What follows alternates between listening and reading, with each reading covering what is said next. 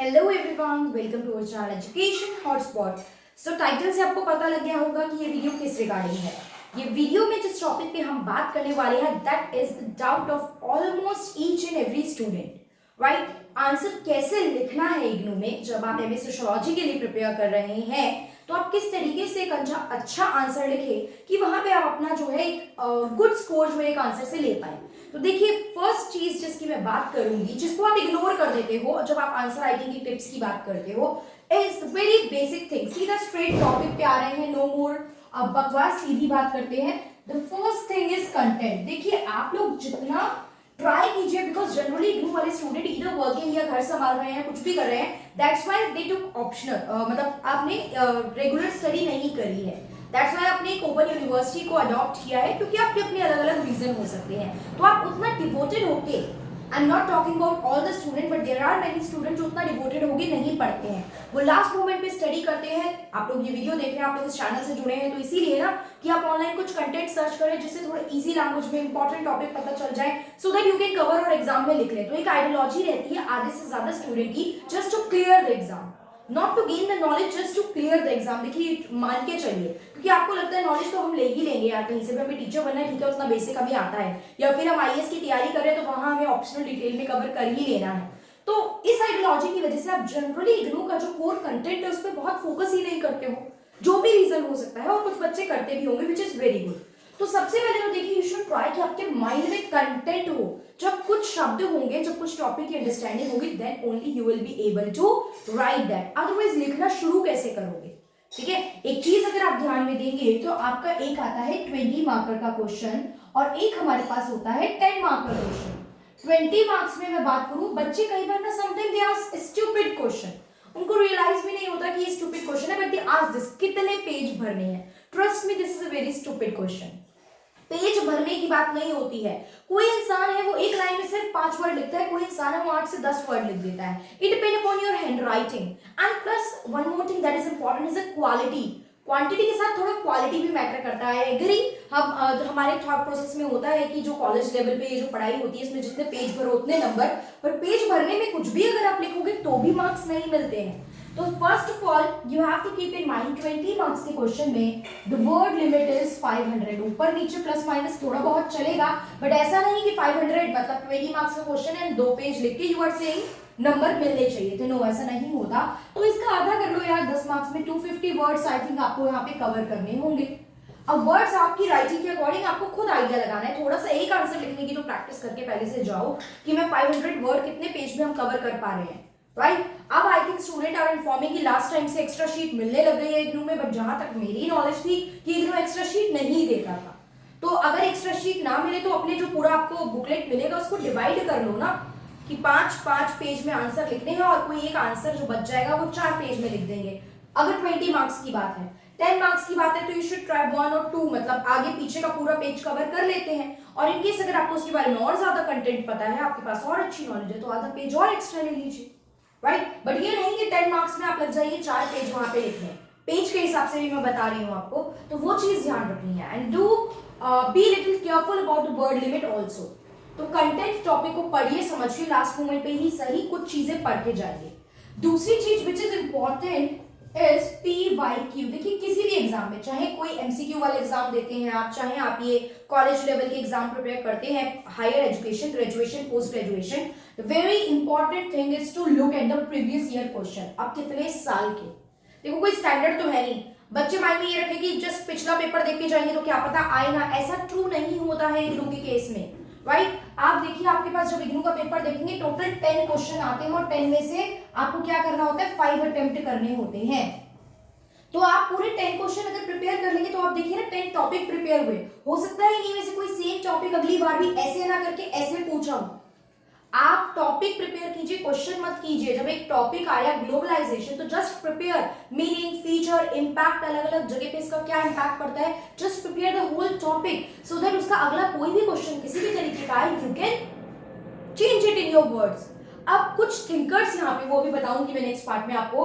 तो ये 10 प्रिपेयर करेंगे तो कोशिश करके चलो कि एटलीस्ट 5 इयर्स के क्वेश्चन आप लोग कवर करो। बाकी मैंने चैनल पे आपको इंपॉर्टेंट क्वेश्चंस जो है वो भी प्रोवाइड करा रखा है, वीडियो क्वेश्चन, सिर्फ क्वेश्चन की भी बना रखी है, प्लेलिस्ट भी है जिसमें विद सोल्यूशन बहुत डिटेल में मैंने हर सब्जेक्ट की बात की है, उसको अपडेट भी करूंगी, उसमें और भी चीजें ऐड ऑन मैं करूंगी। ओके, प्लस इसके अलावा डिटेल लेक्चर की वीडियो भी चल रही है, तो जो बहुत इन डेप्थ नॉलेज लेना चाहता है इग्नू में सब्जेक्ट की, वो वीडियो भी देख के अपना जो है फर्दर प्रोसीडिंग कर सकते हैं स्टडी के साथ।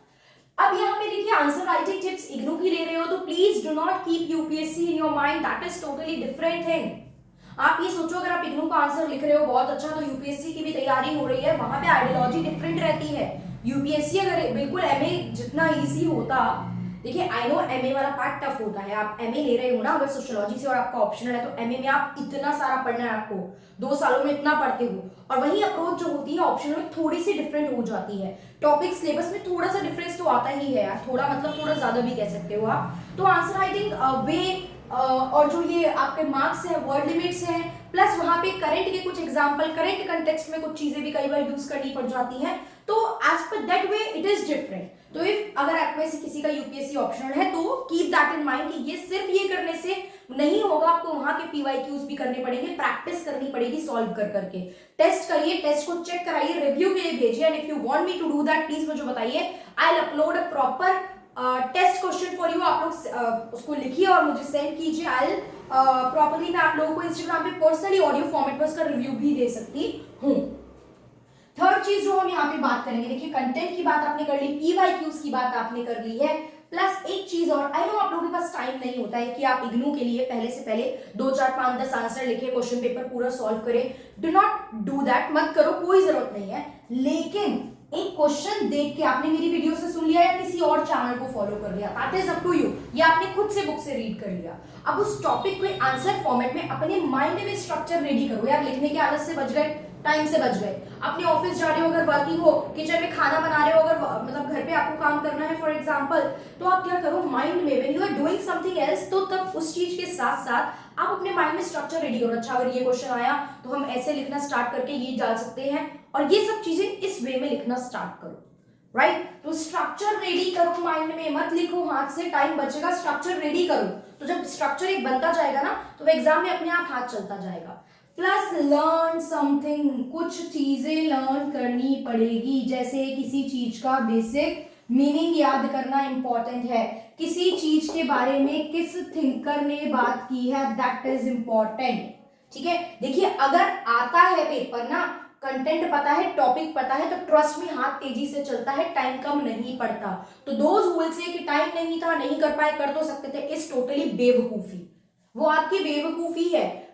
टाइम कम कब पड़ता है, जब 5 के 5 10 में से क्वेश्चन सोचने पड़ रहे हैं, यार कौन सा लिखूं, इसमें से ये आता है, 2 आते हैं, तीसरा कौन सा पिक करूं। बट अगर आपको 10 में से 6-7 क्वेश्चन बहुत अच्छे से प्रिपेयर होंगे, तो आपका हाथ कंटेंट रेडी होगा, माइंड में स्ट्रक्चर भी रेडी है, तो वो बहुत जल्दी पेपर खत्म कर पाओगे, राइट? और हो सकता है टाइम से पहले भी करो, जो कुछ प्रीवियस स्टूडेंट है मेरे, उन्होंने टाइम से पहले भी अपने एग्जाम खत्म करे हुए हैं। और प्लीज पहले से पहले मत कैलकुलेट करो, यार इग्नू मार्क्स नहीं देता, इग्नू क्लियर नहीं करता, इग्नू फेल कर देता है, इग्नू ये इग्नू वो, कर्म करे जाओ, फल की चिंता मत करो, इज बेसिक थिंग ना। तो आप अपना ये काम करो ना, मार्क्स तो वैसे भी आपके हाथ में नहीं है, पेपर कहाँ जाएगा, चेक कौन करेगा, that is not on you. वो चीज के बारे में बाद में सोचना, पहले पेपर देखिए, वो सब चीजें प्लान कर लो जो आप कर सकते हो, जो आपके हाथ में है। Thinker is very very very important. जब भी आप पढ़ो, देखो बुक से नहीं पढ़ पा रहे हो, थोड़ी वीडियो में मतलब मैंने डाली हुई है, कोई और चैनल पे भी आपको वीडियो मिलेंगी। Plus what you can do, आप कोई टॉपिक पढ़ रहे हो तो आप देखो ना उस पर किस थिंकर ने बात करी है, गूगल कर लो, आसानी से एक जगह मिल जाएगी, कुछ नाम माइंड में आएंगे, पता होना चाहिए थिंकर है। पता क्या होता है, एमए करके गए हुए हैं बच्चे यहाँ से इग्नू से, लेकिन जब यूजीसी नेट की बारी आती है, उनको सारे थिंकर्स नहीं लग रहे होते, उनको लगता है पता नहीं ये कौन है, क्योंकि आपने इग्नू मतलब अपने इग्नू की स्टडी में आपने डिटेल में वो चीजें पढ़ी ही नहीं। आप लास्ट में कुछ 5-6 आंसर याद करके चले गए, दैट्स इट। पर वही बच्चा जो रेगुलर से, जो जेएनयू से, दिल्ली यूनिवर्सिटी से, टिस्ट से, अलग अलग जगह से एमए करके आया हुआ है, उसके लिए वो चीज इतनी टिपिकल नहीं थी, उसको वो थिंकर्स पता थे, वो फेमिलियर था उन चीजों से, उसको थोड़ा सा ब्रशअप करने की जरूरत पड़ रही थी बस, राइट? तो दैट डिपेंड, तो that's why I am here कि मैं आपकी इग्नू की स्टडी को थोड़ा सा इंटरेस्टिंग बना सकूं और थोड़ा सा हेल्पफुल बना सकूं, जिसको आप अपने फर्दर एग्जाम, बाकी जो एग्जाम दे रहे हो उसमें भी यूज कर सको। इग्नू वाला स्टूडेंट बस ऐसे ना देखे जाए कि ओपन से बस नाम के लिए इन्होंने डिग्री ले ली है, ठीक है? आप जब किसी रेगुलर वाले स्टूडेंट के साथ खड़े हो तो आपके पास उतना ही कंटेंट हो बोलने के लिए जितना उस स्टूडेंट के पास है। So please study for the knowledge, not for getting the degree और to get the exam clear, only ये पर्पस मत रखो, ठीक है, अल्टीमेटली करना तो है, बट ओनली वो पर्पस मत रखो। तो द थिंग इज, जब आपसे कई बार थिंकर के नाम पे ही क्वेश्चन पूछा गया, explain the view of GS घुरे ऑन कास्ट, राइट, सीधा सीधा अगर ये पूछा गया तो आप जीएस घुरे के कंटेक्स्ट को स्टार्ट किए बिना how will you start writing? तो जीएस घुरे का कुछ बेसिक तो आपको पता होना चाहिए, राइट। तो इस जगह पे आपके थिंकर इंपॉर्टेंट हो जाते हैं। ये चीज क्लियर हो जाएगी कि किस एग्जाम में ज्यादा थिंकर लिए गए हैं, किस बेसिस पे लिए गए हैं। जैसे कि दे दिया explain the Rabindranath Tagore view on education, तो वो सीधा आप जब पीवाईक्यू सॉल्व करोगे उससे पता चलेगा। एंड अगर डिटेल में पढ़ोगे तो जो मैं डिटेल वीडियो डालूंगी आप उसको भी फॉलो कर सकते हो। क्लियर? तो आई होप कुछ बेसिक सी चीजें क्लियर हुई होंगी आंसर राइटिंग के बारे में। टाइम देखो, टाइम है तो स्ट्रक्चर खुद से आंसर एक बार लिख के देखो, वीडियोस देख लो, मेरी कंटेंट आपने पढ़ लिया, कहीं और से आपने वीडियोस देख ली, एंड बैठिए, ये क्वेश्चन है, अपने आप को एक क्वेश्चन दीजिए, टास्क दीजिए, and then start writing that. Okay, तो उससे आपको काफी हेल्प मिलने वाली है। और नहीं कर सकते हो तो तरीका बताया मैंने, बिजी पर्संस के लिए भी एक तरीका बता रही हूँ। ऑफिस आना जाना, ट्रैवलिंग टाइम, किचन वाला टाइम जो है, खाना खा रहे हो, अगर ज्यादा इंटरेक्ट नहीं कर रहे हो, बातें नहीं कर रहे हो किसी से, तो just get the structure done. और एग्जाम आने वाले हैं तो you have to pull your socks. अब आपको तो बिल्कुल एक्स्ट्रा एफर्ट लगाने हैं। बस वी हैव नवंबर जो है वो है हमारे पास, दिसंबर में तो प्रॉपर हमारे एग्जाम ही है। और अभी जो ये पार्ट अब बचा है अक्टूबर का, आधे से ज्यादा टाइम, देखिए 24 तक फेस्टिवल है, 24 क्या 26 27 तक फेस्टिवल टाइम है, तो ये मंथ तो ऐसे ही निकल जाएगा। इस मंथ में तो वैसे ही पढ़ाई के मूड में अच्छे से कोई आ ही नहीं पाएगा, राइट। तो ये टिप्स फॉलो करके आप अपनी इग्नू एमए सोशियोलॉजी की आंसर राइटिंग को स्ट्रॉन्ग कर सकते हैं। You can get good marks. अभी मुझे कमेंट आ रहे हैं बाकी बच्चों के जिनका रिजल्ट अपडेट हो गया है, अपलोड हो गया है, they are texting me about the marks, and very congratulation to all of you जिसने भी अच्छे मार्क्स स्कोर किए हैं। जिसने नहीं किए हैं, कुछ कमी रह गई है, तो आप देखिए फर्स्ट ईयर में तो सेकेंड ईयर में ट्राई कीजिए अच्छा मार्क्स लाने का, स्ट्रैटेजी से पढ़ने का शुरू से ही। एंड बाकी all the best for your future. आपको अगर किसी भी पर्टिकुलर फील्ड में सोशियोलॉजी के रिगार्डिंग कोई हेल्प चाहिए, कोई गाइडेंस चाहिए, आप लोग मुझे कमेंट कर सकते हैं, इंस्टाग्राम पे ऑडियो मैसेज कर सकते हैं, सो दैट मैं ऑडियो फॉर्मेट में क्लियर करूं।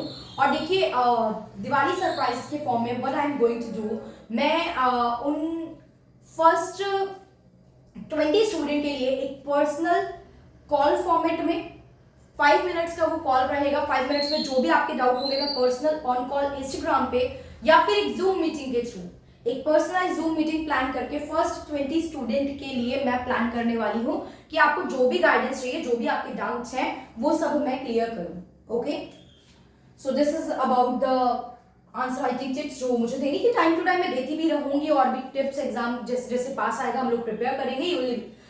मतलब लाइक बम्पर ऑफ न्यू चीजें आपके पास आती रहेंगी एग्जाम में अच्छा स्कोर करने के लिए। स्टिल कोई डाउट पेंडिंग रह गया हो, कुछ चीज रह गई हो जो आपके माइंड में है, तो आप मुझे कमेंट करके बता सकते हैं। ये वीडियो बेनिफिट लगी हो, फ्रूटफुल लगी हो, एंड में बोलती हूँ, इसलिए कभी कभी बोलती हूँ, अदरवाइज मैं भूल जाती हूँ, क्योंकि आप करते नहीं हो यार। आप नहीं करोगे तो चैनल यूट्यूब रिकमेंडेशन में नहीं डालेगा, चैनल आगे ज्यादा बढ़ेगा नहीं, वीडियो ज्यादा रीच पहुंचेगी नहीं, और यही काम हम कर रहे हैं यार। इसके अलावा कोई मीडियम है नहीं हमारे पास। आप देख रहे हो कोई स्मार्ट बोर्ड टीचर्स की टीम, बहुत बड़ी tech team, I am not having any of that. तो आई एम मतलब अगर आपको मेरा सपोर्ट है तो मुझे भी आपका सपोर्ट है, so you have to do that support in return. So if you like the video, then actually उसे like कीजिए, कमेंट करके बताइए, and share it with all the people who are doing IGNOU MSc Sociology. So that's all for this video. Thank you for watching.